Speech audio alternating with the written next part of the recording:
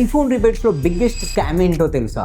సర్వీస్కి మీరు nearly 5,000 to 15,000 వరకు అయితే పే చేయొచ్చు, బట్ యాక్చువల్ ప్రాబ్లం చాలా చిన్నది అయ్యి ఉండొచ్చు. చాలా షాప్స్లో ఏం చేస్తారంటే స్మాల్ ఇష్యూస్ ఉన్నా కానీ మదర్ బోర్డ్ ఇష్యూ ఉందని చెప్పి బిల్లింగ్ అనేది చాలా హెవీగా వేసేస్తుంటారు. ఛార్జింగ్ పోర్ట్ ఇష్యూ ఉన్నా కానీ దాన్ని తీసుకెళ్ళి మదర్ బోర్డ్ ఇష్యూ లాగా అయితే మీకు చూపిస్తారు.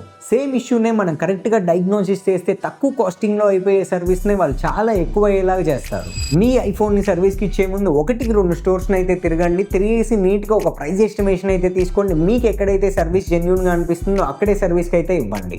ఒకవేళ మీ ఐఫోన్ కూడా ఎలాంటి ఇష్యూ ఉన్నా, లైక్ మదర్ బోర్డ్ ఇష్యూ ఉన్నా, డిస్ప్లే డ్యామేజ్ అయిపోయినా, కెమెరాస్ ఇష్యూ ఉన్నా, అప్డేట్ వలన ఎలాంటి ఇష్యూస్ ఉన్నా కానీ ఒకసారి స్టోర్కి అయితే విజిట్ చేయండి.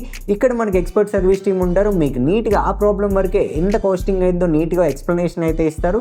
దాని తర్వాతే మీకు నచ్చితేనే సర్వీస్కి అయితే ఇవ్వండి. మీకు ఐఫోన్ సర్వీస్ రిలేటెడ్ ఎలాంటి ఇష్యూ ఉన్నా సరే ఒక్కసారి ఎక్కడున్న నెంబర్కి అయితే కాల్ చేసేయండి. అండ్ ఈ రీల్ ఇప్పుడే తరచుగా ఐఫోన్స్లో ఎక్కువ ప్రాబ్లమ్స్ ఫేస్ చేసే ఫ్రెండ్కి అయితే షేర్ చేయండి. Thank you so much.